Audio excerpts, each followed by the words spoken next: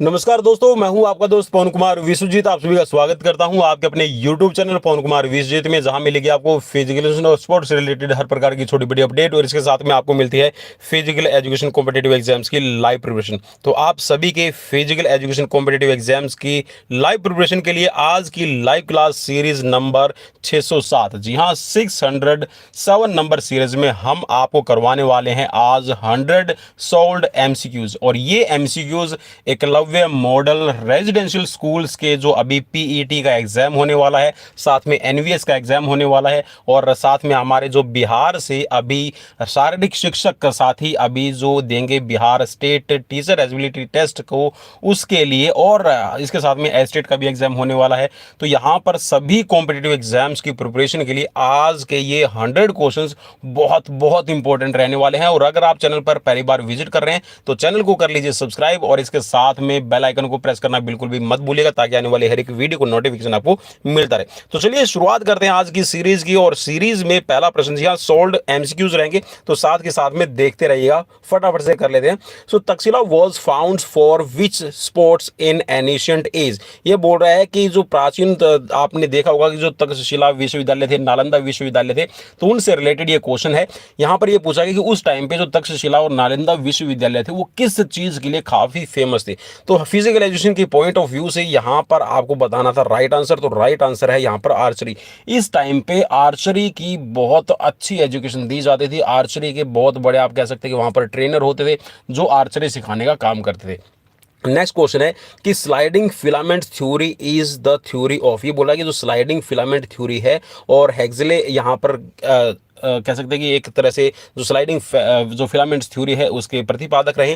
तो यहाँ पर जो स्लाइडिंग फिलामेंट थ्योरी है वो एक्चुअल में है क्या। तो ये जो मसल्स कॉन्ट्रैक्शन होता है आपका, ठीक है, मसल्स देखिए कॉन्ट्रैक्शंस करती है तब जब आपका एटीपी से आपका एनर्जी बन रही होती है। ठीक, तो एनर्जी जब आपकी बन रही होती है तो मसल्स क्या करते हैं, कॉन्ट्रैक्ट करती है या फिर रिलैक्स करती है। तो यहाँ पर मसल जब आपका ट्रोपोनिन, मायोसिन, ठीक है, इसके साथ में सार्कोमेयर कैसे काम करती है, ठीक है, इसमें एक्टिन, मायोसिन कैसे काम करते हैं, तो उसका जो अध्ययन किया जाता है, मसल जब कॉन्ट्रैक्ट करती है तो उसी को स्लाइडिंग फिलामेंट थ्योरी नाम दिया गया है। ठीक है, नेक्स्ट क्वेश्चन बढ़ेंगे। नेक्स्ट है, और क्वेश्चन में है कि आधुनिक ओलंपिक खेलों का जनक कौन है। तो देखिए भाई बहुत सिंपल क्वेश्चन है, लेकिन ये आपका एकलव्य मॉडल एग्जाम्स कभी हुआ था किसी टाइम पे, उसके साथ में आपके कह सकते हैं कि जो दूसरे एग्जाम्स हैं उनमें भी ये बहुत बार पूछा जा चुका है। ठीक है, तो बैरन पियरे डी कुबर्टिन को आधुनिक ओलंपिक खेलों का जनक माना जाता है। इस चीज को आप ध्यान रखेंगे, क्योंकि इन खेलों को शुरू करने वाले ही यही है। इन्होंने ही फ्रांस से जाकर, आप कह सकते हैं जो एथेंस ओलंपिया वैली है वहां पे जाके स्टडी की, और एक तरह से कह सकते हैं उस टाइम पे जो गृह युद्ध या फिर कह सकते हैं जो राज्य आपस में एक दूसरे पे कह सकते हैं आधिपत्य जमाने के लिए, और एक तरह से कह सकते हैं उसके जो रिसोर्सेज है उनको यूज करने के लिए जब कब्जा करने की बात कर रहे थे, तो यहाँ पर इनको विचार आया कि हम कुछ इस तरह का करें कि खेलों के बढ़ावा मिले, और इसके साथ में जो ये युद्ध हो रहे हैं, बड़े बड़े युद्ध हो रहे हैं, इनको हम बंद कर सके। ठीक है, तो इसी कोशिश में इनका ये प्रयास था, और ये काफी कह सकते हैं कि सराहनीय है। और आज आप देख सकते हैं कि इसको एक लार्ज स्केल पे आपका ये इवेंट है ऑर्गेनाइज किया जाता है। नेक्स्ट क्वेश्चन है कि from which Olympic games Olympic flag was introduce. ये काफी इंपॉर्टेंट क्वेश्चन है, और इससे थोड़ी सी रिलेटेड मैं आपको यहाँ पर इसकी इंफॉर्मेशन भी दे दूंगा। ठीक है, तो यहाँ पर ये बोल रहा है कि जो ओलंपिक खेल के अंदर जो ओलंपिक ध्वज है ये कब प्रारंभ हुआ, मीन्स कब आपका इंट्रोड्यूस किया गया था। तो वैसे तो देखिए इंट्रोड्यूस आपका किया गया था 1914 के अंदर। ठीक है, मैं आपको खास बात बता दूं, 1914 में इंट्रोड्यूस किया गया था। अगर हम इसको कह सकते हैं कि जो फ्लैग होस्टिंग की गई थी, जो फर्स्ट टाइम ये फ्लैग फहराया गया था, ये आपका कब फहराया गया था, 1920 के अंदर फहराया गया था। ठीक है, 1913 के अंदर है बैरन पियरे डी कुबर्टिन ने इसको डिजाइन कर दिया था। 1914 की जो ओलंपिक काउंसिल की जो मीटिंग थी उसमें डिसीजन लिया गया था कि 1916 के ओलंपिक में इसको फहराया जाएगा, लेकिन अनफॉर्चुनेटली आपके वर्ल्ड वॉर की वजह से ये आपका नहीं फहराया गया, और फिर 1920 में इसको फहराया गया था। और इसमें जब ये ध्वज फहराया गया था तो इसके नीचे लिखा हुआ था सीटीएस अल्टीएस फोर्टिस। इस चीज को भी काफी याद रखना, सीटीएस अल्टीएस फोर्टिस वो हेनरी डिडोन का दिया हुआ है, जो एक तरह से कह सकते हैं कि बैरन पियरे डी कुबर्टिन के ये फ्रेंड थे और ये शिक्षक थे। ठीक है, नेक्स्ट क्वेश्चन है कि in which Olympic games Olympic flame was introduce. Olympic flame introduce कब की गई थी। इंट्रोड्यूस भाई ओलंपिक फ्लेम के ना, इससे थोड़ा सा विवादित ये हो सकता है, मे बी क्वेश्चन आपको लग रहा हो, क्योंकि इसकी थोड़ी सी एक्सप्लेनेशन देना चाहूंगा। ठीक है, और एक्सप्लेनेशन के तौर पे ही मैं इसको लेके आया हूं। देखिए जो टॉर्च रिले थी, टॉर्च रिले, ठीक है, मैं नाम लिख रहा हूं, टॉर्च रिले जो है ये आपकी 1936 के अंदर आपकी इंट्रोड्यूस की गई थी, 1936 में भाई।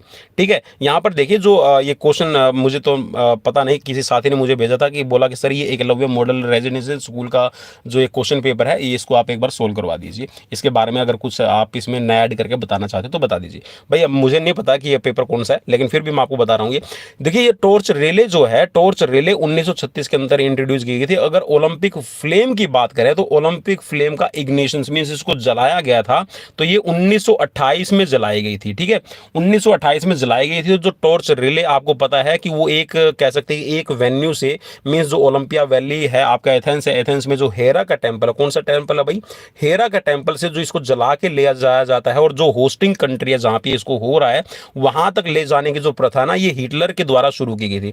ठीक है, हिटलर ने टॉर्च रिले का कह सकते हैं कि ये बताया था कि टॉर्च रिले है, कुछ ऐसा इवेंट करवाया जाए।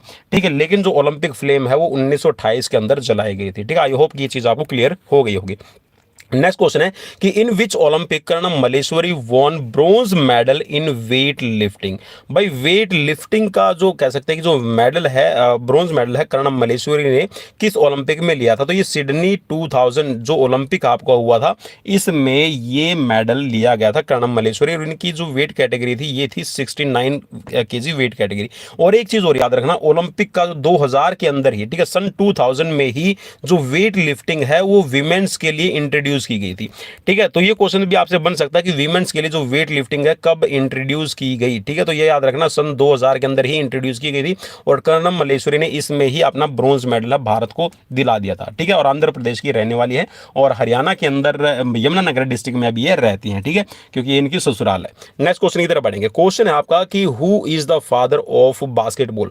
बास्केटबॉल के फादर कौन है? तो बास्केटबॉल के जनक कहे जाते हैं, फादर कहे जाते हैं, ये हैं doctor James Naismith.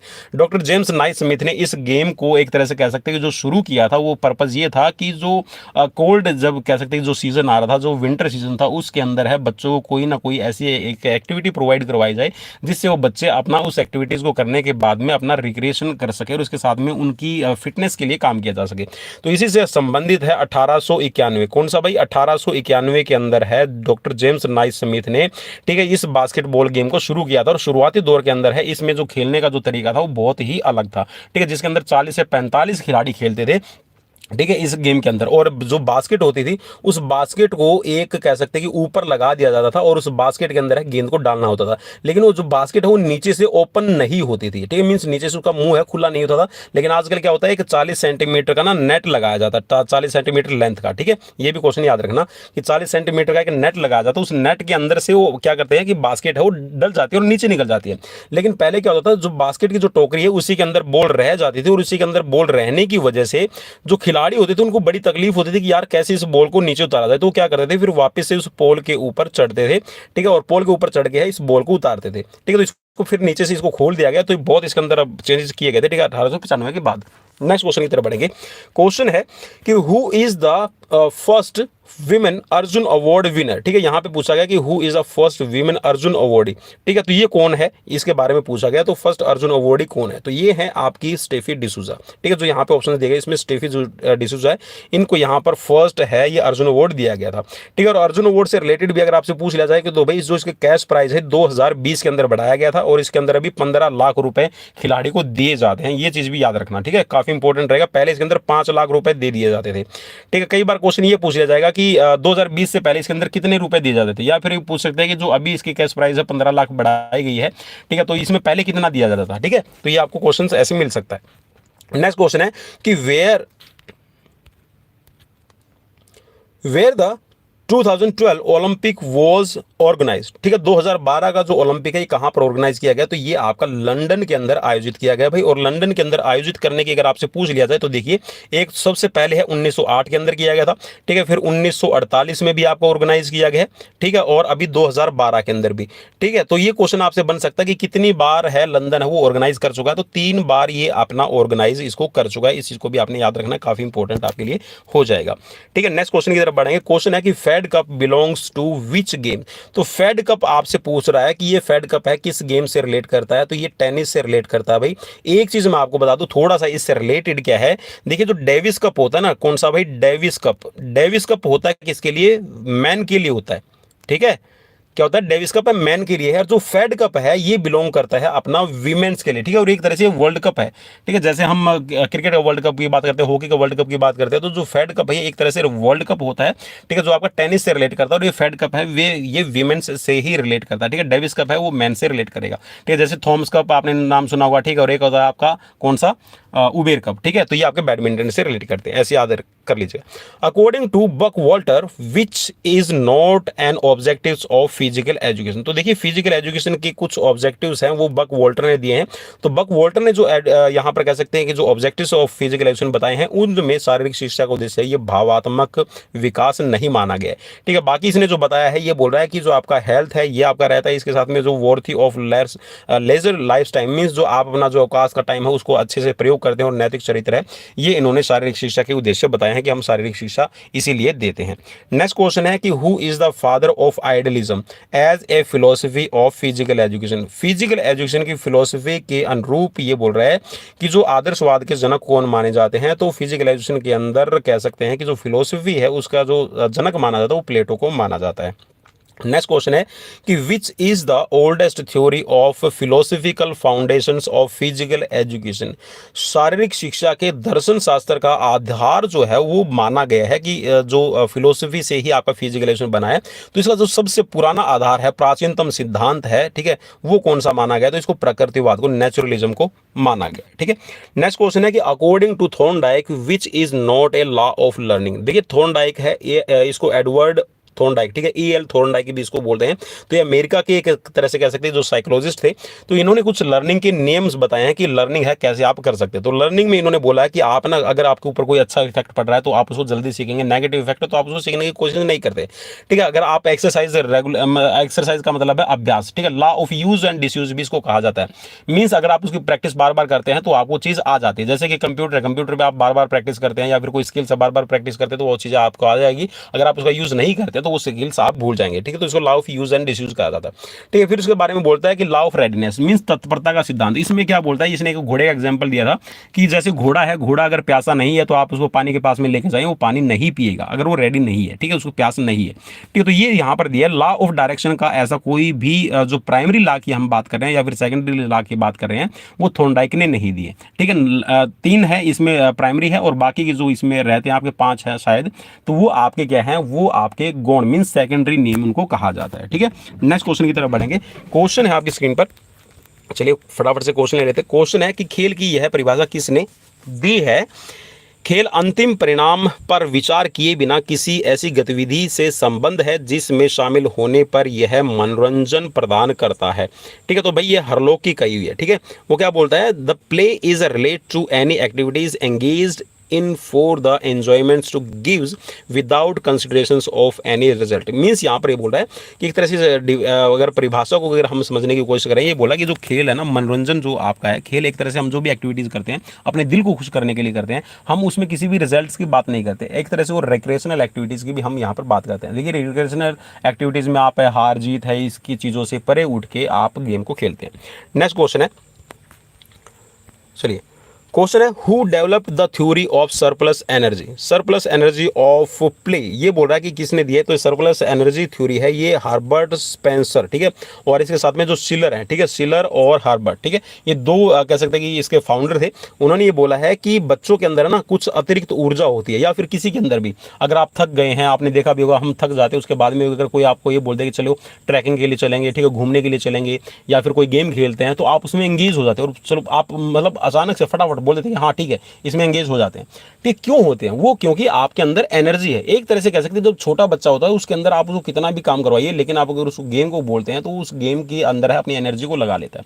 Means surplus energy, surplus का मतलब है कि जो आपके पास में किसी काम को करने के लिए एनर्जी है, उसके अलावा जो आपके पास में एनर्जी है उसको सरप्लस एनर्जी का नाम दिया जाता है। नेक्स्ट क्वेश्चन है, क्वेश्चन में है कि who abolish the ancient Olympic in 394 AD। ये बोल रहा है कि 394, ठीक है, ईस्वी के अंदर है, ठीक है, तो ओलंपिक खेल है किसने बंद कर दिए थे। तो ये थे आपके थियोडोसिस, ठीक है। और थियोडोसिस कौन था भाई? ये रोम का राजा था। किसका राजा? रोम का राजा था, क्योंकि कह सकते हैं कि तो 394 के आसपास में है। इवन आपके कह सकते हैं कुछ सालों के बाद में, जब आपके 776 ईसा पूर्व आपके गेम हुए थे, तो 394 के आसपास में क्या है, रोम का आधिपत्य हो गया था। रोम ने इसके ऊपर, यूनान के ऊपर कब्जा कर लिया था, ग्रीस के ऊपर कब्जा कर लिया था। और ग्रीस का ये कह सकते हैं कि जो रोम है ना, रोम के जो लोग थे वो काफ़ी करप्ट थे। एक तरह से कह सकते हैं कि ये मतलब जो इसमें सैनिक वगैरह होते थे, सोल्जर वगैरह होते थे, जब देखिए किसी चीज़ के ऊपर आप कब्जा कर लेते हैं ना, तो उस पर आप अपना राइट समझते हैं कि मैं कैसे भी करूँ, ठीक है, तानाशाही चलाने की कोशिश करते हैं। तो एक तरह से कह सकते हैं कि उस टाइम पे करप्शन बहुत ज़्यादा फैल गया था, ठीक है। मीन्स जो रोम के वहाँ पे जो खिलाड़ी होते थे, वो क्या करते थे, जो ऑफिशियल्स है उनको घूस देना, रिश्वत देना, ठीक है, या फिर कोई ड्रग्स वगैरह लेके और फिर गेम्स में पार्टिसिपेट करते थे। डोपिंग आज की नहीं है भाई, डोपिंग बहुत पुरानी है, ठीक है। तो डोपिंग करके और फिर इन गेम्स में अंदर पार्टिसिपेट करते थे और इलीगल तौर पे आपके मेडल जीतते थे, ठीक है। मेडल तो उस टाइम पे था ही नहीं, ठीक है। कुछ साथी फिर कमेंट करना शुरू कर देते हैं कि सर मेडल तो उस टाइम पे था ही नहीं, आप मेडल के बारे में बोल रहे हो। मतलब समझाने के लिए बोल रहा हूँ भाई मैं, ठीक है। तो उस टाइम पे ये करप्शन ज़्यादा आ गया था। और कहीं ना कहीं देखिए, मेरा ये मानना है कि थियोडोसिस का गेम करने का बंद इसी वजह से था कि एक तो करप्ट हो चुके थे, दूसरा एक संस्कृति दूसरी संस्कृति या फिर एक जो कल्चर है दूसरे कल्चर को नहीं चाहता कि ये पनपे, मीन्स दबाने की कोशिश करते हैं। तो कहीं ना कहीं थियोडोसिस की ये भी मंशा थी कि हम इस कल्चर को ही खत्म कर दें, ठीक है। और दूसरा, वो नहीं चाहते थे कि गेम्स ऐसे आपके इलीगल तरीके से या फिर कह सकते हैं कि आपके इलीगल तरीके से इसको जीता जाए, ठीक है। तो इसने क्या किया, जो स्टेडियम्स वगैरह थे उस टाइम पे, ठीक है, तो उनको बिल्कुल खंडित कर दिया था, उनको तोड़ दिया था। नेक्स्ट क्वेश्चन, क्वेश्चन है कि in which year the British Olympic association was established. British Olympic association है वो किस टाइम पे आपकी बनी थी? तो ब्रिटिश ओलंपिक एसोसिएशन की स्थापना ये 1905 के अंदर आपकी की गई थी। Next question, who described the learning curve first, ठीक है। ये बोल रहा है कि अधिगम वक्र, अधिगम वक्र होता है आपका लर्निंग के अंदर जो सीखने से रिलेटेड पठार, ठीक है। तो कुछ इस तरह का आपको दिखाई देगा, ठीक है। इसको तो कहा जाता है आपका नेगेटिव लर्निंग, ठीक है। सॉरी, ये तो होती है आपकी पॉजिटिव लर्निंग, ठीक है। एक होती है आपके कुछ इस तरह की एक ग्राफ बनाया जाता है, उसमें ये आपकी नेगेटिव लर्निंग होती है, ठीक है। और एक होता है आपका लर्निंग के अंदर पठार आ जाता है ना। तो जो आपके जो कर्व्स है, लर्निंग कर्व्स की जो फर्स्ट थ्योरी है, ये बोल रहा है कि किसने व्याख्यात की थी? तो ये हरमन इबिंगहॉस ने इसको सबसे पहले प्रतिपादित किया था कि जो लर्निंग है वो हमेशा या तो आपका राइट डायरेक्शन में होती है या फिर आपके नेगेटिव डायरेक्शन में होती है या फिर उसके अंदर प्लेटूज वगैरह, पठार वगैरह आ जाते हैं। तो इन थ्योरी को कह सकते हैं प्रतिपादित करने का जो आपको कह सकते हैं जो फाउंडर वगैरह हैं, ये आपके हरमन इबिंगहॉस थे। नेक्स्ट क्वेश्चन, क्वेश्चन है कि when was the LNIP Gwalior establish. तो भाई एलएनआईपी ग्वालियर है ये आपकी 1957 के अंदर बनी थी, ठीक है। और इसके कौन थे? सबसे पहले पीएम जोसेफ इसके आपके कह सकते हैं कि प्रिंसिपल थे। और इसके साथ में एक चीज़ और बता दूं कि जो एलएनआईपी है ये काफ़ी आपका फेमस है और फिजिकल एजुकेशन का हब एक तरह से मैं इसको कह सकता हूँ।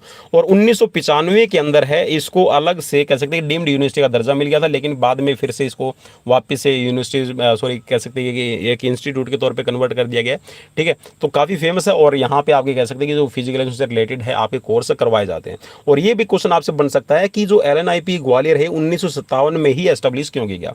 देखिए 1857 से लेकर, जिसमें आपकी रानी लक्ष्मीबाई का बहुत बड़ा इंपॉर्टेंट रोल प्ले रहा है, ठीक है। और 1957 तक आपके 100 ईयर्स पूरे हो जाते हैं। तो एक तरह से कह सकते हैं मान सम्मान यहाँ पर, और 100 जो ईयर्स है वो कंप्लीट होने की खुशी के अंदर है कि हमने 1857 में क्रांति की थी और अब 1957 की यहाँ पर एक तरह से कह सकते हैं कि जो शारीरिक शिक्षा के क्षेत्र के अंदर है क्रांति लाई जाए। तो इस उद्देश्य से यहाँ पर जो शारीरिक शिक्षा का जो एलएनआईपी ग्वालियर है इसको एस्टेब्लिश किया गया था। नेक्स्ट क्वेश्चन है कि who was the first principle of YMCA, ठीक है। Young man Christian association Madras के यहाँ पर कौन थे पहले आपके प्रिंसिपल? तो ये थे एच.सी. बक। एच.सी. बक ने 1920 के अंदर है इसकी स्थापना की थी, ठीक है। नेक्स्ट क्वेश्चन है कि when was the HVPM Amravati established. भाई बहुत बहुत इंपॉर्टेंट ये क्वेश्चन है ना। तो ऐसे क्वेश्चन है कि आपको इनमें से मैं गारंटी देता हूं भाई, अगर आपने ये 100 क्वेश्चन कर लिया ना तो आपको 10 क्वेश्चन तो आपके एग्जाम्स में मिलेंगे ही मिलेंगे, ठीक है। या फिर जो एक्सप्लेनेशन मैंने दी उनमें से आपको आराम से मिल जाएगी अगर आपने ये क्वेश्चन कर लिए तो। एचवीपीएम है भाई, ये दो वैद्य भाइयों ने अमरावती के अंदर बनाई थी, ठीक है ना। आपको ये भी चीज पता होगा। और इसका बहुत बड़ा रोल हनुमान व्यायाम प्रसारक मंडल, इसका बहुत बड़ा रोल क्यों है कि 1921 के अंदर सॉरी 1924 में, चलिए भाई मैं गलती कर गया, हाँ 1924 के अंदर है ना, इन्होंने एक हनुमान व्यायाम विशारद जो कोर्स है ये भी शुरू किया था। और इसके साथ में एक और क्या हुआ था भाई, इन्होंने ना एक काम ये बहुत बड़ा किया था कि 1936 का जो बर्लिन ओलंपिक था उसमें क्या किया था इन्होंने, खो खो, ठीक है। कौन सा भाई? खो खो, कबड्डी, ठीक है। कबड्डी लिख रहा हूँ मैं, फटाफट से लिख रहा हूँ भाई, हो सकता है मैं भी स्पेलिंग मिस्टेक हो जाए। खो खो है, कबड्डी है, और जो इंडियन आपके, ठीक है, कौन से भाई? इंडियन, ठीक है।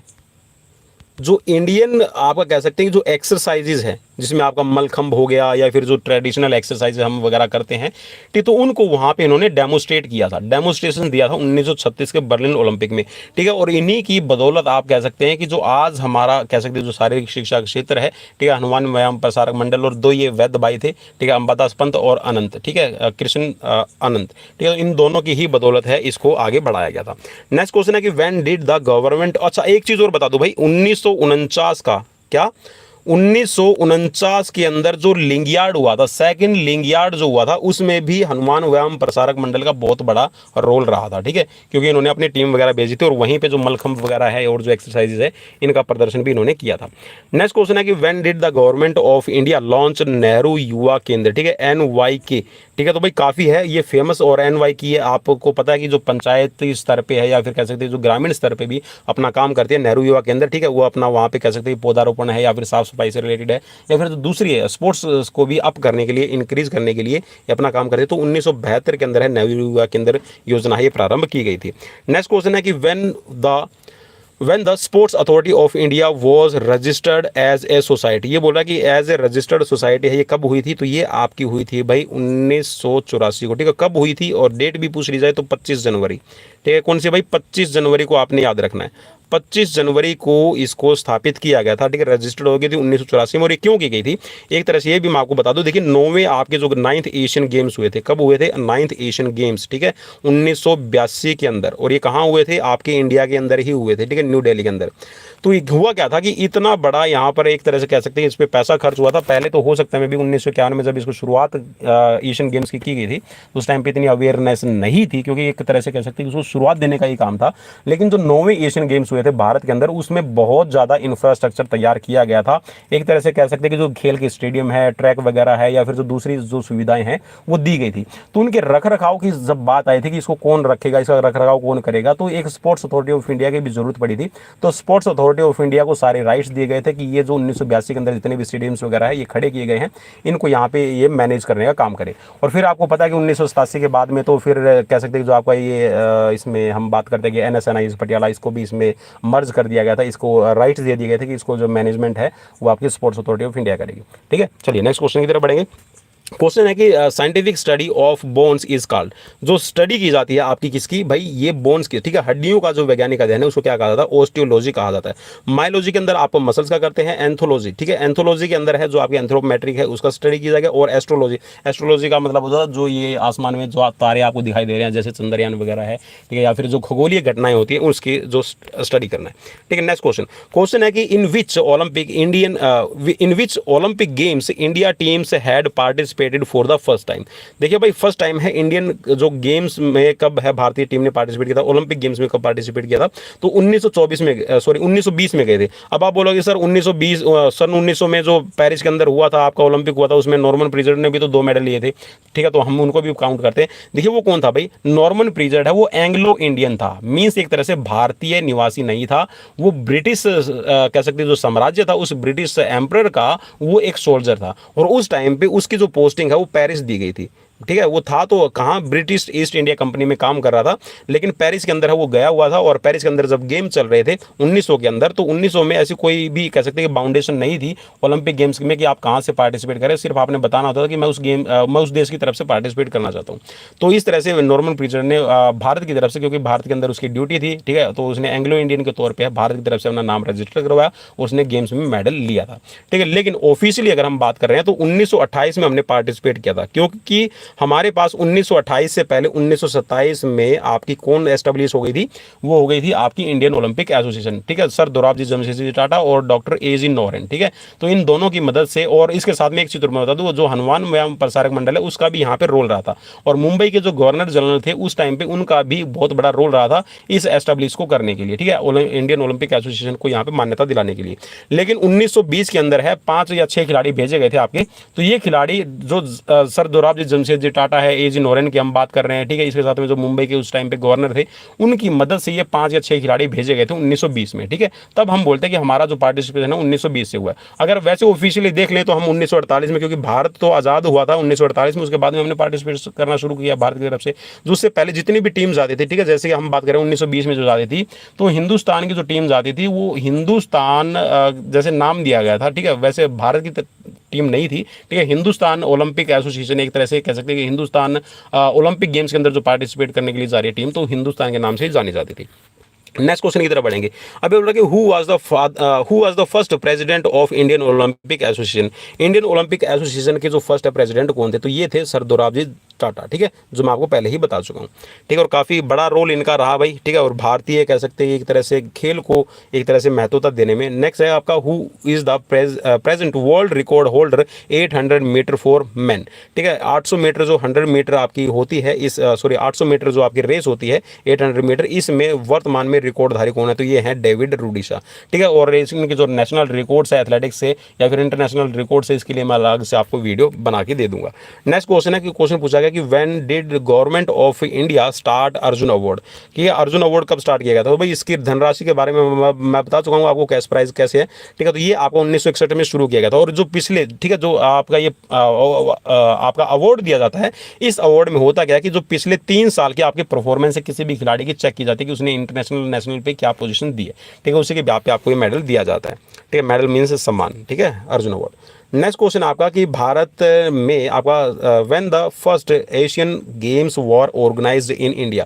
एशियन गेम्स फर्स्ट टाइम आपके कब ऑर्गेनाइज किए गए थे, तो 4 मार्च से लेके आपका 11 मार्च 1951 तक आपके आयोजित किए गए, ठीक है। तो भारत में पहली बार, ठीक है। ये क्वेश्चन आपसे बन सकता है, इस चीज़ को भी आपने याद रखना है। नेक्स्ट क्वेश्चन है कि which is the biggest bone in human body. भाई सिंपल सा क्वेश्चन है कि सबसे बड़ी बोन कौन सी है। देखिए भाई, बड़ी की अगर बात करें ना, ठीक है, बड़ी है यहाँ पर, तो हम किसको बोलेंगे, यहाँ पर लंबाई की बात कर रखा है, ठीक है। इसलिए एक चीज़ को इसको समझ लेना, तो बिगेस्ट का मतलब है लंबाई के अंदर, ठीक है। तो लंबाई में आपकी फीमर सबसे लंबी होती है, ठीक है। नेक्स्ट क्वेश्चन है कि who gave the trial and error theory. ये बोला कि ट्रायल एंड एरर आपका एक प्रिंसिपल है, एक सिद्धांत है ट्रायल एंड एरर का, ठीक है। ये किसने दिया लर्निंग का, तो ये दिया है आपका किसने भाई, एडवर्ड थॉर्नडाइक, ठीक है। पजल नहीं होना है। तो जैसे मैंने बताया था कि जो लॉ ऑफ लर्निंग है ये भी इन्हीं के दिए हुए हैं। नेक्स्ट क्वेश्चन आपका स्क्रीन पर क्वेश्चन में पूछा गया है कि which national award is given to a coach in India. Bharat के अंदर है एक कोच को कौन सा राष्ट्रीय पुरस्कार दिया जाता है, तो द्रोणाचार्य पुरस्कार दिया जाता है। 1985 से इसकी शुरुआत की गई है। इसके अंदर 2 कैटेगरी दी जाती है, ठीक है। अभी हाल फिलहाल में, पहले इसके अंदर कितने थे, 5 लाख रुपए थे, लेकिन अब क्या है, इसकी जो धनराशि है, देखिए जो लाइफ टाइम कैटेगरी है, लाइफ टाइम कैटेगरी के अंदर इसका कितना है भाई, 15 लाख रुपए दिए जाते हैं, ठीक है। और अगर रेगुलर कैटेगरी में है तो रेगुलर कैटेगरी के अंदर कितने हैं, 10 लाख रुपए आपके दिए जाते हैं, ठीक है। नेक्स्ट क्वेश्चन है आपका कि which country develop the modern tennis. जो मॉडर्न टेनिस आज आप खेलते हैं, तो इसका जो आधुनिक विकास है वो किस देश ने किया, तो ये इंग्लैंड की देन है, ठीक है भाई। वो क्रिकेट की बात कर लो, टेबल टेनिस की बात कर लो, या फिर हम क्रिकेट की बात करें, फुटबॉल की बात करें, तो ये सारे के सारे इन्वेंटर कौन थे। इन्वेंटर क्यों माना जाता है भाई, ये एक तरह से कह सकता हूँ ना, मैं इनको चोर कह सकता हूँ, ठीक है। कोई साथी बुरा मानेंगे कि चोर कैसे कह दिया, तो भाई जो आपका पता होगा बैडमिंटन है ना, वो भारत का दिया हुआ है ना। पहले बैडमिंटन को क्या बोला जाता था, इसको बोला जाता था पहले पुणे, ठीक है। पुणे के अंदर ये खेला जाता था, पुणे नाम से इसको जाना जाता था। लेकिन ये जब भारतीय के अंदर आए ना, जो इंग्लैंड वाले थे, जो ब्रिटिश ईस्ट इंडिया कंपनी के, तो उन्होंने क्या किया, बैडमिंटन को यहाँ पे खेलते हुए देखा, और फिर इन्होंने देखा कि हाँ भाई, इसको है ना हम कुछ नया रूप दे सकते हैं। और एक्चुअली में बैडमिंटन है ना, ये क्या है, एक जगह का नाम है, ठीक है। तो ये वहाँ से नाम इसको चुरा के एक तरह से नाम दे दिया, और ठीक है, और अपना ठप्पा, ठीक है। जैसे आजकल नीम की दातुन है ना, उन नीम की दातुन आपकी कह सकते हैं, अगर नीम की दातुन का अगर आप पेटेंट देखेंगे ना, तो अमेरिका ने पेटेंट करवा लिया उसको, नीम की दातुन, और हम वैसे ही करते फिरते हैं, ठीक है। अमेजोन पे आपको, गूगल पे, या फिर कह सकते हैं जो फ्लिपकार्ट वगैरह, उस पर नीम की दातुन आपको, ठीक है, पैसे दे के मिलती है, डॉलर में मिलती है। और वैसे आप नीम की दातुन तोड़ के कहीं से भी कर सकते हैं, काफ़ी आयुर्वेदिक पौधा है। चलिए नेक्स्ट क्वेश्चन पढ़ेंगे भाई। क्वेश्चन है कि सी के नायडू ट्रॉफी बिलोंग्स किससे करते हैं, तो सी के नायडू ट्रॉफी है आपकी एक क्रिकेट से बिलोंग करती है, ठीक है। नेक्स्ट क्वेश्चन है कि कार्डियोवैस्कुलर एंडोरेंस डिपेंड किस पे करता है, तो कार्डियोवैस्कुलर एंडोरेंस है ये आपका फैट पे डिपेंड करता है। भाई फैट पे डिपेंड कैसा, अगर आपकी बॉडी के अंदर फैट ज़्यादा है तो कार्डियोवैस्कुलर एंडोरेंस कम हो जाएगी, अगर फैट आपका नियंत्रित है तो आपकी जो कार्डियोवैस्कुलर एंडोरेंस है वो अच्छी रहेगी, ठीक है। इस चीज़ को भी आपने याद रखना है। नेक्स्ट क्वेश्चन की तरफ बढ़ेंगे। क्वेश्चन है आपकी स्क्रीन पर, क्वेश्चन में अच्छा एक चीज़ हो रहा है कि आपकी जो एंडोरेंस है ना, एंडोरेंस में आपका क्या होता है, लास्ट में फैट बर्निंग प्रोसेस शुरू होती है। नेक्स्ट क्वेश्चन है, क्वेश्चन में पूछा गया कि what is the official distance of marathon race. Marathon race की जो ऑफिशियल डिस्टेंस है वो कितनी है, तो ये है आपकी 42.195 किलोमीटर, और ये 42.195 किलोमीटर जिसको आप बोलते हैं 26 मील 385 गज। ठीक है भाई, ये मील हो गया है और ये आपका गज, ठीक है, जिसको यार्ड बोलते हो। तो ये जो दूरी है ना, ये 1921 के अंदर आपकी ऑफिशियली इसको फिक्स कर दिया गया था। इसको इससे पहले फिक्स नहीं थी, 1921 में इसको फिक्स किया गया था। इस चीज़ को याद रखना। और किसने फिक्स किया था, इसने किया था, ठीक है। कौन सी, IAAF, ठीक है, जिसको पहले क्या बोला जाता था, इंटरनेशनल एमेच्योर एथलेटिक फेडरेशन। इसको बाद में फिर बोला जाने लगा कि international association of athletic federation, और अब 2019 से इसका नाम चेंज कर दिया गया, ठीक है, एथलेटिक फेडरेशन का, ठीक है। अब इसको क्या कहा जाता है, वर्ल्ड एथलेटिक्स इसको कहा जाता है। नेक्स्ट क्वेश्चन, क्वेश्चन है कि which is the longest cell in human body. Human body में सबसे बड़ा सेल कौन सा है, तो भाई सबसे बड़ा सेल है नर्व सेल्स, और ये डिवाइड भी नहीं होता, ठीक है, जन्म के बाद में ये डिवाइड नहीं होता, एक बार जो इसका रूप है ना वही रहेगा, ठीक है, नर्व सेल से डिवाइड नहीं होता, ठीक है। एक है आपकी बॉडी के अंदर है आपका आँख है, सॉरी आपके नाक है, कान है, ये बढ़ते रहते हैं, और जो आपका कॉर्निया है वो कभी भी जन्म जाता, ठीक है, बाय बर्थ एक जैसा ही रहता है, इसके अंदर कोई भी चेंज नहीं आता। इस चीज़ को भी याद रखना है, ये काफ़ी इंपॉर्टेंट, मैंने आपको 2-3 चीज़ें बता दी है, ठीक है। और प्लेटलेट्स आपका किससे रिलेट करता है, प्लेटलेट आपको ब्लड में है, ठीक है, ब्लड आपके राइट ब्लड सेल्स, ठीक है, तो ये आपके सारे के सारे आपके रेड और वाइट ये आपके ब्लड के अंदर होते हैं, ठीक है। जो आपका नर्व सेल्स है आपकी नर्व, ठीक है, जो आपका नर्वस सिस्टम इसमें पाए जाते हैं। Next question, when was the school health committee established in India. ये बोल रहा है कि स्कूल हेल्थ कमेटी है ये आपके इंडिया के अंदर कब बनी है, तो ये 1960 के अंदर आपकी बनाई गई है, ठीक है। जो हेल्थ से रिलेटेड बच्चों की प्रोग्रेस रिपोर्ट्स है हेल्थ से रिलेटेड आपने प्रोवाइड करवाती है, और हेल्थ अवेयर के बारे में बच्चों को जागरूक करती है। नेक्स्ट क्वेश्चन है कि in which Olympics women's fencing was introduced for the first time. 1924 के अंदर है जो तलवारबाजी का इवेंट है, ठीक है, अंश क्रीड़ा जिसको आप फेंसिंग बोलते हैं, इसकी शुरुआत की गई थी। और भारत की तरफ से कौन है भाई, CA भवानी देवी, नाम याद रखना भाई, CA Bhavani Devi first Olympic के अंदर पार्टिसिपेट करने वाली वीमेन क्वालिफायर, ठीक है, वीमेन्स आप कह सकते हैं कि जो फेंसिंग का इवेंट्स है इसके अंदर है CA भवानी देवी, ये पहली ऐसी वीमेन्स है जिसने भारत की तरफ से पार्टिसिपेट किया है। नेक्स्ट क्वेश्चन है कि in which university won the first doctor BL Gupta general championship trophy. ये बोला कि जो पहली आपकी BL Gupta general championship trophy है ये किस यूनिवर्सिटी ने जीती है, तो इसको जीतने वाली कौन सी है, GNDU, ठीक है, GNDU, ठीक है, आपकी ये यूनिवर्सिटी पहली आपकी जीतने वाली, ठीक है, कौन सी भाई, डॉक्टर BL गुप्ता, ठीक है, trophy. Next question, how many feathers are there in standard badminton shuttlecock. जो भी जितनी भी इंटरनेशनल आपकी स्टैंडर्ड्स जो आपके बैडमिंटन के गेम होते हैं, जिसमें मैंने बताया था कि थॉमस कप है, ठीक है, उबेर कप है, ये आपका बैडमिंटन से रिलेटेड, और थॉमस कप भाई भारत ने एक बार जीता है अभी तक, ठीक है, और 6 ऐसी कंट्रीज हैं जो थॉमस कप अभी तक जीत चुकी हैं, तो उसमें भारत भी अब शामिल हो गया। थॉमस कप हाँ हम पिछले वर्ष जीत चुके हैं। तो इसमें भाई जो अभी आपके शटल यूज़ की जाती है इसमें 16 फीदर होते हैं, और ये कौन सी होती है, ये होती है आपकी जो डक होती है, क्या भाई, डक। डक किसको बोलते हो आप, ठीक है, हो सकता है भाई स्पेलिंग मेरे से गलत हो जाए। डक जो है ना ये होती है आपकी बतख, ठीक है, बतख के पंख है, इसको यूज़ किया जाता है, ठीक है। और जो आपको नॉर्मल आपकी मिलती है वो आपके कई बार ना जो मुर्गी वगैरह उसके पंख यूज़ कर लिए जाते हैं, लेकिन जो एक्चुअल में जो बतख होती है उसके पंख यूज़ किए जाते हैं। क्यों, क्योंकि वो जो पानी के अंदर भी भीगने के बाद में उसके जो पंख है वो पानी को एब्सॉर्ब नहीं करते हैं, ठीक है, इसीलिए उसके पंख यूज़ किए जाते हैं, जो आपकी अच्छी क्वालिटी की आपकी जो इंटरनेशनल लेवल्स की मैचेस में मिलती है। नेक्स्ट क्वेश्चन है कि which of the following is not A gymnastic event. Gymnastic events इनमें से कौन सा है, तो रोमन्स बार से ही आपका जिम्नास्टिक इवेंट्स नहीं है, बाकी अनइवन बार से, ठीक है, बैलेंस बीम है, और इसके साथ में पैरेलल बार से ही आपकी जिम्नास्टिक के अंदर आपके इवेंट्स के तौर पर आपकी यूज़ किए जाते हैं। नेक्स्ट क्वेश्चन है कि what is the measurements of volleyball court. Volleyball का जो कोर्ट है उसकी लेंथ आपको बतानी है, ठीक है, माप क्या है, डायमेंशन क्या है, तो 9 मीटर की चौड़ाई होती है और 18 मीटर की इसकी लंबाई होती है। नेक्स्ट क्वेश्चन है कि how many calories one gets from 1 gram fat, ठीक है, कितनी कैलोरीज है आप 1 ग्राम फैट से प्राप्त करते हैं, तो आपको 9 ग्राम कैलोरीज आपकी यूज होती है, ठीक है, 9 ग्राम कैलोरीज या फिर 9 किलो कैलोरीज हम इसको बोल देते हैं। 1 ग्राम फैट की अगर हम बात करें तो इससे आपका 4 किलो कैलोरीज आपको मिलती है, ठीक है। 1 ग्राम प्रोटीन की अगर आप बात करोगे, कार्बोहाइड्रेट की बात करोगे, तो इससे भी आपको 4 कैलोरीज मिलती है, ठीक है, ये चीज़ याद रखना, ठीक है। और भाई ऊपर वाला क्वेश्चन है इसमें थोड़ा सा ऐड कर दो भाई, जो आपको इसमें ना कई बार एंटीना पूछ लिया जाता है कि एंटीना की क्या होता है, तो एंटीना वॉलीबॉल वॉलीबॉल के अंदर यूज होता है और ये 1.80 मीटर की लेंथ रहती है, ठीक है। और जो बास्केटबॉल के अंदर जो बीच वाला जो सर्कल लगाया जाता है ना ऐसे करके यूँ गोल, ठीक है, तो बास्केटबॉल के जो बीच में आपका जो सेंटर लाइन में आपका जो सर्कल होता है ये भी क्या है 1.80 की ही इसकी रेडियस रहती है, ठीक है। ये क्वेश्चन आपसे बन सकता है, इस तरह के क्वेश्चन, ठीक है, मैंने जोड़ के ऐड करके बताना आपको जरूरी समझा। नेक्स्ट क्वेश्चन है कि which Indian text was written by Maharshi Patanjali, ठीक है, कौन सा ऐसा टेक्स्ट है या फिर जो भारतीय पाठ या फिर कह सकते हैं जो योग से रिलेटेड जो बुक है, ठीक है, महर्षि पतंजलि ने कौन सी लिखी है, तो ये योग सूत्र लिखी है। और योग सूत्र के अंदर ही क्या दिया गया है भाई, अष्टांग योग आपका दिया गया है, ठीक है। अष्टांग योग किसमें है भाई आपका, ये भी क्वेश्चन बन सकता है, तो अष्टांग योग, ठीक है, अष्टांग योग किसमें, योग सूत्र में है।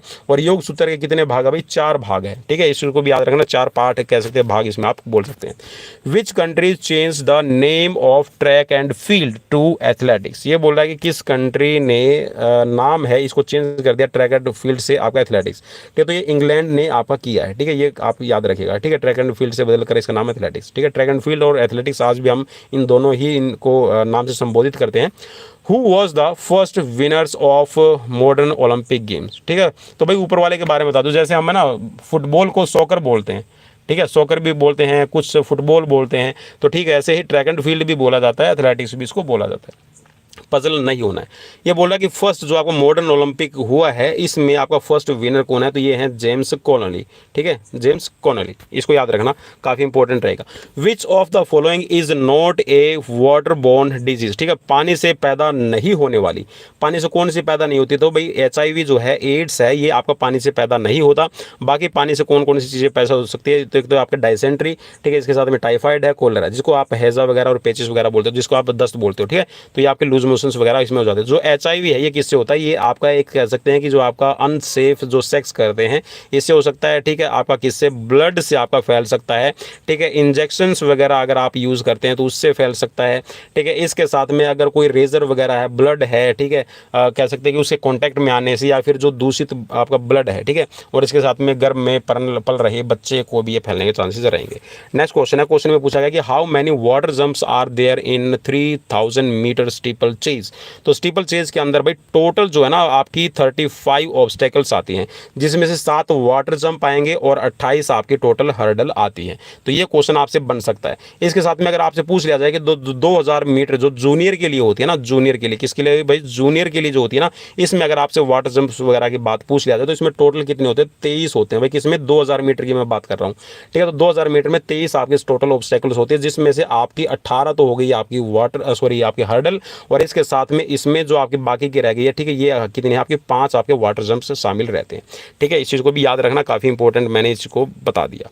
नेक्स्ट क्वेश्चन है कि which is the largest muscles in human body, human body के अंदर सबसे बड़ी मसल्स कौन सी है, तो ये ग्लूटिस मैक्सिमस, ठीक है, ग्लूटिस मैक्सिमस कौन सी है, तो भाई ये आपकी हिप की मसल्स हो जाएगी। नेक्स्ट क्वेश्चन की तरफ बढ़ेंगे। क्वेश्चन आपकी स्क्रीन पर, क्वेश्चन में पूछा गया कि which is not a part of circulatory system, circulatory system का इनमें से कौन सा पार्ट नहीं है, ठीक है, परिसंचरण, ठीक है, रक्त परिसंचरण का बोल रखा है, ठीक है, तो देखिए आर्टरी है आपकी आपकी आप समझ में हो गया होगा, ठीक है, आर्टरी साहब जिसमें आपका प्योर ब्लड रहता है, तो कौन सा भाई, ऑक्सीजनेटेड ब्लड, ठीक है, क्वेश्चन आ सकता है, तो ऑक्सीजनेटेड ब्लड किन में दौड़ता है, तो ये आपका आर्टरीज के अंदर दौड़ता है, ठीक है, डीऑक्सीजनेटेड ब्लड है वो वेन्स के अंदर दौड़ता है, ये क्वेश्चन आपसे बनता है, ठीक है। एट्रियम आपका लेफ्ट एट्रियम राइट एट्रियम रहता है, ठीक है, और वेंट्रिकल है आपका लेफ्ट वेंट्रिकल और राइट वेंट्रिकल जो आपके हार्ट के बॉटम वाले जो पार्ट रहेंगे, ठीक है। Next question, which is not a part of respiratory system, respiratory system का इनमें से कौन सा पार्ट नहीं है, तो भाई जो लीवर है ये डाइजेस्टिव सिस्टम का पार्ट कहा जाता है, बाकी नोज है, लंग्स है, आपका ट्रैकिया है, ठीक है, तो ये आपके कौन सी किसके पार्ट होते हैं, ये होते हैं आपके रेस्पिरेटरी सिस्टम के। ट्रैकिया के बारे में पूछ लिया जाएगा, ट्रैकिया क्या है, तो भाई ट्रैकिया के अंदर है ना जो सी टाइप के कार्टिलेज के रिंग्स रहते हैं, ठीक है, सी टाइप के कार्टिलेज के रिंग्स है, ठीक है, और इसके अंदर है लगभग आपके 13 से लेके 14 के अंदर है आई थिंक कार्टिलेज के रिंग्स बने रहते हैं, ठीक है। चलिए नेक्स्ट क्वेश्चन की तरफ बढ़ेंगे। क्वेश्चन है कि which is not a part of nervous system, nervous system का इनमें से कौन सा पार्ट नहीं है, तो नर्वस सिस्टम से कौन सा पार्ट नहीं है, ये हो जाएगा आपका स्वर यंत्र, ठीक है, लैरिंग्स, ठीक है, लैरिंग्स इसको बोल देते हैं या फिर लैरिनेक्स कहा जाता है, स्वर यंत्र, ठीक है। असल में होता क्या है, ये एक वॉइस बॉक्स है जिसके अंदर से जब हवा पास होगी तो ये आपको आवाज़ देगी, जैसे अभी आप मेरी आवाज़ सुन रहे हैं तो ये मेरे इस स्वर यंत्र का ही कमाल आपको दिखाई दे रहा है। बाकी जो स्पाइनल कोड है इसमें आपका नर्वस है और आपका सेरिबुलम, ठीक है, सेरिबुलम किसका पार्ट है, ये आपका ब्रेन का पार्ट है, लेकिन ये आपके नर्वस सिस्टम के लिए रिस्पॉन्सिबल रहता है, ठीक है। नेक्स्ट क्वेश्चन की तरफ बढ़ेंगे। क्वेश्चन आपकी स्क्रीन पर है कि what is the height of hurdle in 110 metre hurdle race for man. ठीक है, रेस फॉर मैन अभी बोल रहा है कि 110 मीटर जो हर्डल होती है मेंस के लिए, उसमें हर्डल की ऊंचाई कितनी होती है, तो हो जाएगी आपकी 1.067 मीटर। चलिए भाई 1.067 मीटर। अब ये तो मैंने बनाया ना, ये किसका बनाया, शॉर्ट पुट के लिए एक सर्कल मैंने बना दिया। अब जो शॉर्ट पुट का जो सर्कल होता है ना, इसमें जो रेडियस होती है, ठीक है, रेडियस कौन सी भाई, ये वाली ऐसी रेडियस, ठीक है, ये वाली, ठीक है, ये वाली रेडियस जो ऐसे घुमा रहा हूँ ना मैं अभी, ये रेडियस जो इसको लगाएगा, अब ये वाला जो एरो बना रहा ना, जो एरो आपको दिखाई दे रहा है, ये क्या है, ये आपका 1.067 मीटर का रहेगा। कितना, 1.067 मीटर। ठीक है, ठीक इसमें ये आपकी हर्डल की हाइट भी हो गई। इस तरह से आप इसको याद कर लीजिएगा, भूलेंगे नहीं। इसके साथ में अगर आपसे ये पूछ लिया जाए कि इसमें आपका वीमेंस के लिए क्या है, तो वीमेंस के लिए आप बता सकते हैं, वीमेंस के लिए कितनी हो जाएगी आपकी 838, सॉरी इसमें आपकी कितनी होगी भाई, वीमेंस के लिए हो जाएगी इसमें, हाँ 838, 838। भाई मैंने गलत लिख दिया रे, ऐसे लिख देता हूँ मैं, सॉरी, ये मैंने स्टॉप लगा दिया, इसके बाद में 838 मीटर। ठीक है, वीमेंस के लिए 100 मीटर में। नेक्स्ट क्वेश्चन है कि which is not a part of endocrine system. Endocrine system का इनमें से कौन सा पार्ट नहीं है, तो एंडोक्राइन सिस्टम के अंदर है मेडुला, आपका नहीं आता। ठीक है, मेडुला किस में है, आपका मेडुला है, वैसे देखा जाए तो मेडुला दो जगह पे आपको मिलेगा। एक तो होता है आपका ब्रेन के अंदर है, ठीक है, दूसरा एक होता है मेडुला रिलेट करता है ये वर्ड आपका किससे, किडनी से रिलेट। ठीक है, तो भाई मैं किडनी से रिलेट करता तो मैं इसमें बिल्कुल भी इसको ऐड नहीं करूँगा। तो ये आपका पैनक्रियाज है, ठीक है, आपका थाइमस, ठीक है, थाइमस ग्लैंड्स, और इसके साथ में आपके जो लिवर ग्लैंड्स है, ये आपके एंडोक्राइन ग्लैंड्स में आती हैं। तो मेडुला है, it's a not part of endocrine system. Next question, what is the full form of BMI. भाई बीएमआई काफी इंपॉर्टेंट रहेगा, ऑल्डो क्यूटलेट, ठीक है, या फिर इसको एडोल्फ क्यूटलेट कहा जाता है। एडोल्फ क्यूटलेट ने दिया था, जो एंथ्रोपोमेट्री के अंदर बहुत बड़े कह सकते हैं कि जो प्रवर्तक और जनक के रूप में जाने जाते हैं। बॉडी मास इंडेक्स मेनली आपका हाइट के अकॉर्डिंग आपकी बॉडी के अंदर है फैट का और मसल्स का प्रोपोर्शन कितना है, उसको चेकआउट करने के लिए आपका बीएमआई लिया जाता है। बीएमआई अगर आपका परसेंटेज हाई निकल के आ रहा है तो इट मीन्स आपके अंदर फैट डिपोजिटेशन ज़्यादा मिलेगा, और जितना कम होगा इट मीन्स ये अगर ज़्यादा कम है, ठीक है, बिलो 18 है तो भाई आप अंडरवेट हैं। अगर 18 से लेकर आपका 24.9 तक आ रहा है तो ये आपका नॉर्मल वेट में आ जाता है। नेक्स्ट क्वेश्चन है कि which is not A components of skill related fitness. ठीक है, स्किल रिलेटेड फिटनेस से कौन सा कॉम्पोनेंट से ये रिलेट नहीं करता है, तो ये आपका कौन सा है, नम्यता, या फिर जिसको हम फ्लेक्सिबिलिटी बोलते हैं। बाकी इसमें आपका बैलेंस आ गया है, ठीक है, स्पीड आ गया, एजिलिटी आ गया, तो ये आपका स्किल रिलेटेड फिटनेस के अंदर आ जाएंगे। नेक्स्ट क्वेश्चन है कि which is not a technical standards of test selection. ये बोला कि अगर आपको किसी को टेस्ट सिलेक्शन करना हो तो इनमें से कौन सा एक मानक नहीं है, तो ये क्या है, यूटिलिटी। ठीक है, यूटिलिटी नहीं आएगा। बाकी आप इसमें क्या करेंगे, रिलायबिलिटी, उसकी विश्वसनीयता देखेंगे कि जो टेस्ट आप यूज कर रहे हैं कितना अच्छे से, ठीक है, उसकी ऑब्जेक्टिविटी क्या है, उसका उद्देश्य क्या है, और इसके साथ में वो वैलिड कितना है, ठीक है, उसकी रिलायबिलिटी कितनी आती है, तो हम ये चीज़ें चेक करते हैं। नेक्स्ट क्वेश्चन है कि which is not a practical standards of test selection. ये बोल रहा है कि टेस्ट सिलेक्शन का इनमें से कौन सा प्रैक्टिकल स्टैंडर्ड नहीं माना जाता, मानक नहीं है, तो नॉर्म्स। ठीक है, नॉर्म्स को हम ध्यान में नहीं रखेंगे। बाकी फंड आप ध्यान में रखेंगे, कितना है, उसकी यूटिलिटी कितनी है और उसका टाइम कितना है, ठीक है, तो ये चीज़ें हम ध्यान रखते हैं। नेक्स्ट है कि when was the AAHPERD fitness test formed. ठीक है, तो ये आपका ऑफर्ड फिटनेस टेस्ट है, ये कब बनाया गया, तो ये अमेरिका के अंदर बनाया गया था। और ये क्या है भाई, American alliance health physical education recreation and dance इसकी फुल फॉर्म बनती है। तो ये आपको 1958 में बनाया गया था, शुरुआत के अंदर है, फिर इसमें बाद में कुछ चेंज किए गए थे, 1975 आई थिंक इसके आसपास में आगे, ठीक है, 1970 के बाद में इसमें कुछ चेंज किए गए थे और इसकी जो टेस्ट बैटरीज है उसको नॉर्मलाइज कर दिया गया था। नेक्स्ट क्वेश्चन है कि when was the Harvard step test formed. ठीक है, हार्वर्ड स्टेप टेस्ट किसने बनाया था भाई, लूसियन ब्रवा, आपने नाम जरूर सुना होगा, ठीक है, तो ब्रवा टेस्ट भी इसको बोला जाता है और ये 1943 के अंदर बनाया गया था। ठीक है, और हार्वर्ड स्टेप टेस्ट में हम इसको क्या करते हैं, हार्वर्ड स्टेप के अंदर है ये कार्डियो फिटनेस को चेक करने के लिए, ठीक है, कार्डियोवैस्कुलर फिटनेस को चेक करने के लिए ये आपका इस्तेमाल किया जाता है। और इसमें दो, ठीक है, वीमेंस के लिए है आपका 16 इंच का, ठीक है, और मेंस के लिए 20 इंच की जो हाइट का जो बॉक्स है उसको इस्तेमाल किया जाता है। और इसमें 5 मिनट तक आपकी अप डाउन स्टेपिंग की जाती है। उसके बाद में आपका फिटनेस जो फॉर्मूला लगा के इसका टेस्ट चेक किया जाता है। तो इससे रिलेटेड भी मैं आपके लिए अलग से वीडियो लेके आ जाऊँगा। Next question, what is the full form of NSNIS। तो भाई NSNIS की जो फुल फॉर्म बनती है ये है Netaji Subhash national institute of sports. भाई 7 मई 1961 को ये आपका एस्टेब्लिश किया गया था। ठीक है, NIS, ठीक है, नेशनल इंस्टीट्यूट ऑफ स्पोर्ट्स, लेकिन इसको बाद में जो नाम दिया गया, ठीक है, नेताजी सुभाष, इसमें बाद में नाम इसको ऐड किया गया है। नेक्स्ट क्वेश्चन है कि when was the Johnson basketball skill test form.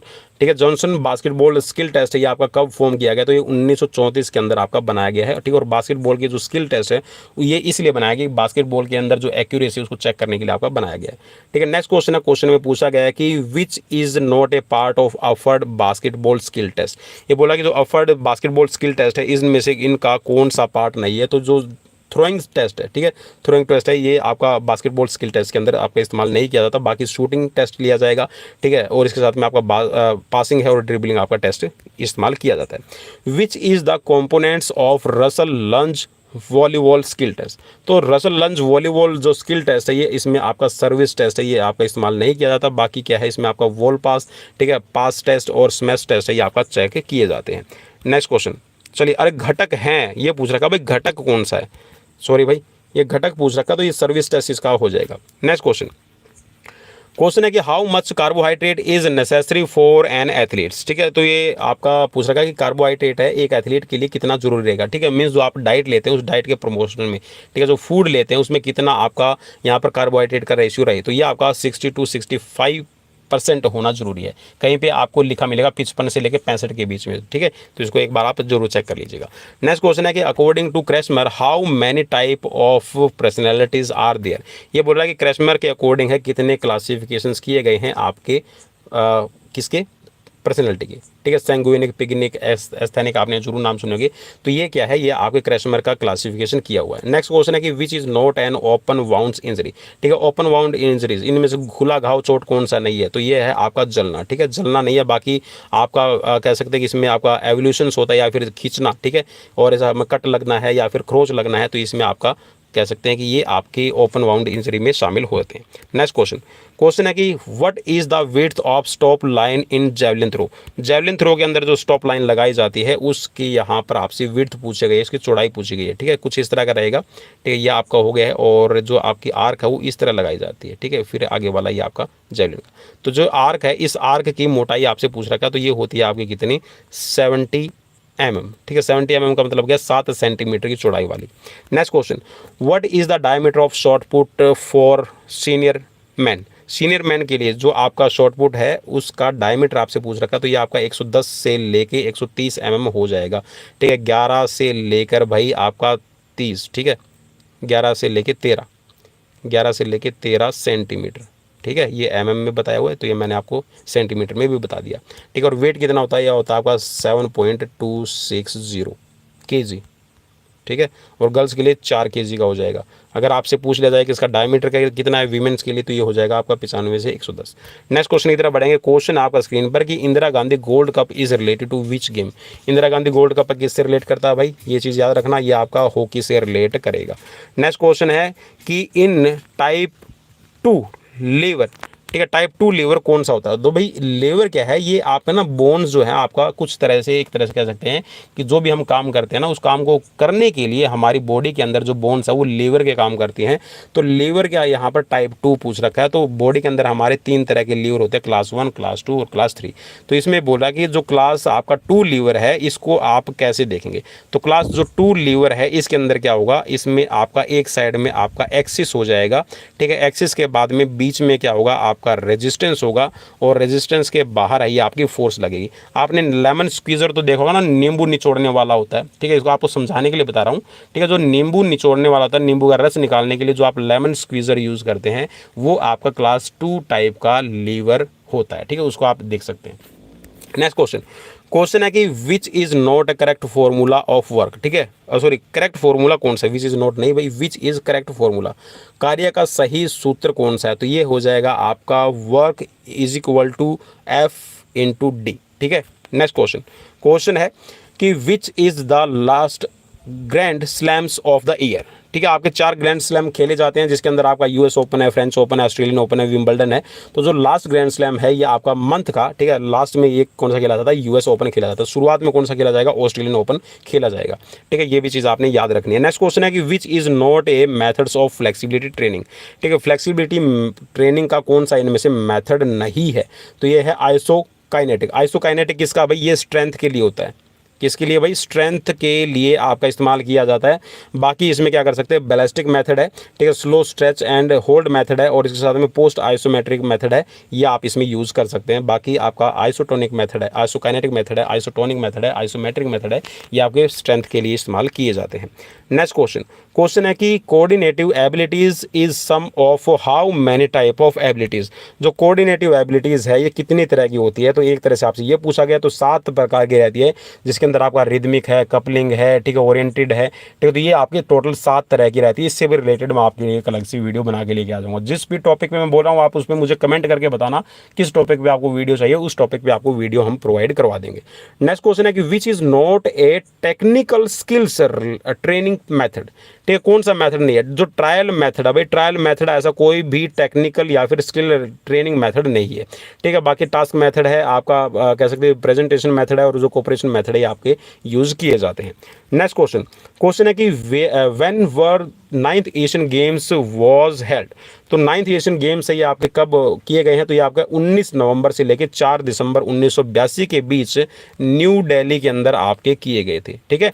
Next question आपकी स्क्रीन पर कि when was the school games federation of India established. ये बोल रहा है कि जो आपकी school game federation of India है ये कब एस्टेब्लिश की गई है, तो 1954 के अंदर आपकी एस्टेब्लिश हुई थी। और कहाँ हुई थी भाई, कर्नाटक के अंदर आपकी ये की गई थी, ठीक है, कर्नाटक में इसको बनाया गया था। ये भी चीज़ें आपने याद रखनी है। Next question, who gave the anticipatory और प्रैक्टिस थ्योरी ऑफ प्ले, ठीक है, एंटिसिपेटरी थ्योरी या फिर इसको बोला जाता है आपका अभ्यास का सिद्धांत। ये किसने दिया भाई, कार्ल ग्रूस की दी हुई है। ये क्वेश्चन आपसे बन सकता है।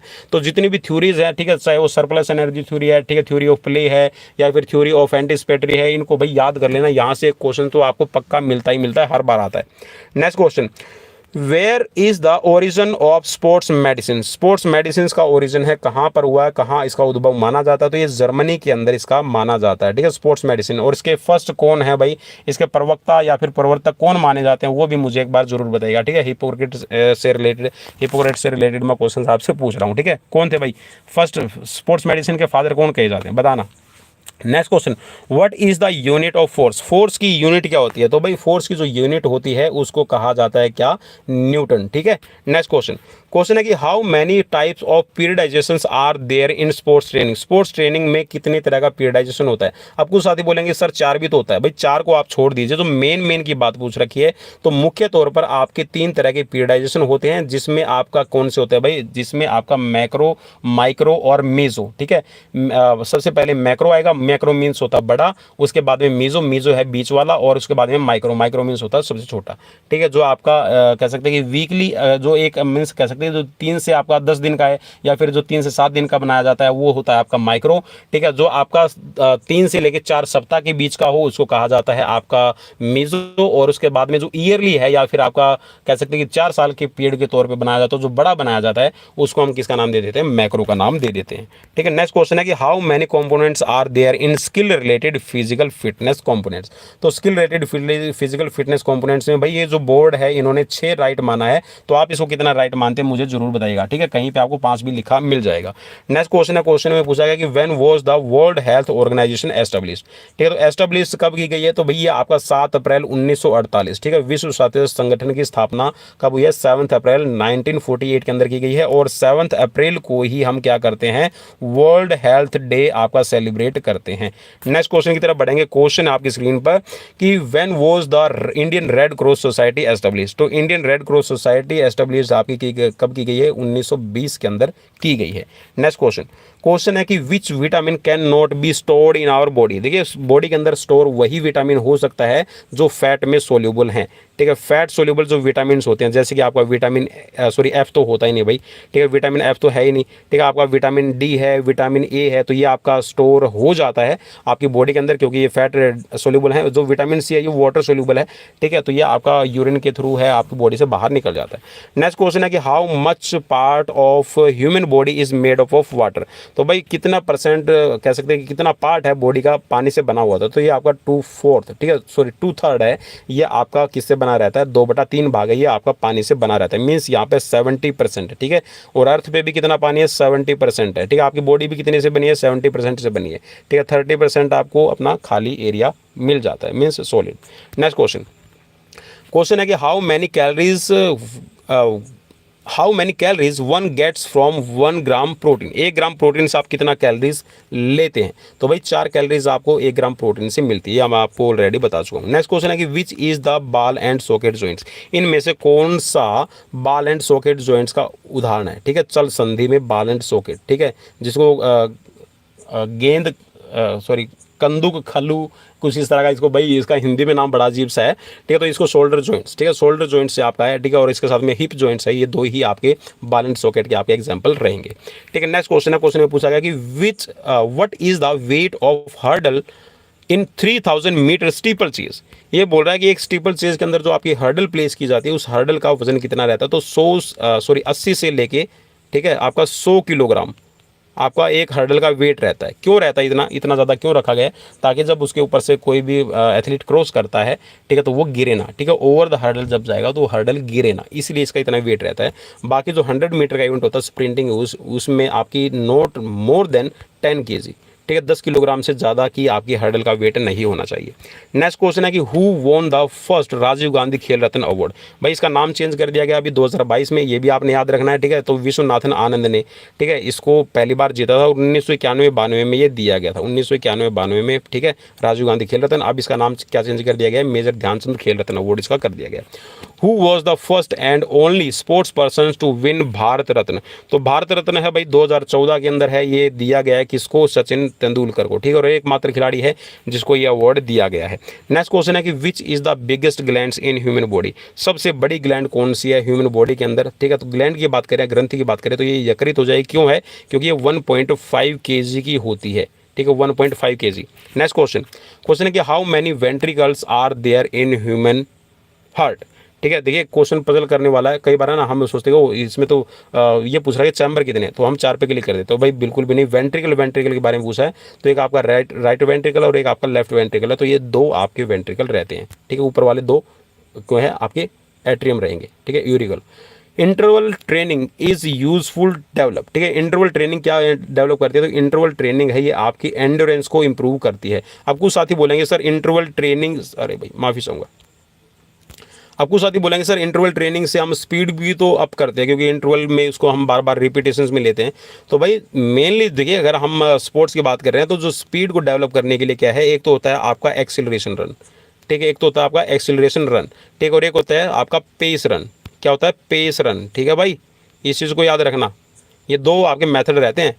अगर आपने सीबीएसई और एनसीईआरटी की बुक उठा लेना भाई, एनसीईआरटी की बुक है वो अभी अवेलेबल हो गई है 11th और 12th की, वो आप जरूर पढ़ा कीजिए। तो एंडोरेंस को डेवलप करने के लिए आपका इंटरवल ट्रेनिंग को इस्तेमाल किया जाता है। Harvard step test is use to measure, ठीक है, हार्वर्ड स्टेप टेस्ट है किसको मेजर करने के लिए? ठीक है, कार्डियोवेस्कुलर फिटनेस को, कार्डियोवेस्कुलर एंडोरेंस को चेक करने के लिए आपका किया जाता है। तो एंडोरेंस यहाँ पे आपको मिल जाएगा। नेक्स्ट क्वेश्चन है कि what is the length of baton exchange zone. भाई बिल्कुल लेटेस्ट क्वेश्चन, और बिल्कुल एक तरह से कह सकते हैं कि ये बिल्कुल लेटेस्ट है। यहाँ पे आपको समझना है कि जो 4 × 100 मीटर है, 4 × 100 मीटर का जो आपका रिले करवाई जाती है, अब इसमें बैटन एक्सचेंज जोन है ये 30 मीटर का हो गया। पहले 20 मीटर का होता था, 10 मीटर का इसमें एक्सेलरेशन जोन होता था, तो अब इसको कंबाइन करके 30 मीटर का एक्सचेंज जोन बना दिया गया। नेक्स्ट क्वेश्चन है कि what is the weight of javelin for man. ठीक है, मेंस का जो जेवलिन होता है उसका वेट कितना रहेगा? तो ये 800 ग्राम का अभी हो जाएगा। ठीक है, कितना भाई? 800 ग्राम का आपका जेवलिन का वेट रहता है मेन के लिए, और वीमेन के लिए 600 ग्राम का वेट रहता है। तो भाई ये थे मेरी तरफ से आप सभी के लिए, आप सभी के फिजिकल कॉम्पिटिटिव एग्जाम्स की प्रिपरेशन के लिए 100 क्वेश्चंस। प्लीज़ मुझे कमेंट बॉक्स में कमेंट करके अपना स्कोर या फिर आपकी प्रिपरेशन से रिलेटेड ये वीडियो कैसी लगी मुझे कमेंट बॉक्स में कमेंट करके ज़रूर बताइएगा। अगर अच्छी लगी है तो लाइक करना, नहीं लगी तो डिसलाइक ज़रूर करना, ठीक है, और मुझे कमेंट बॉक्स में कमेंट करके बताना, ठीक है, डिसलाइक क्यों किया है।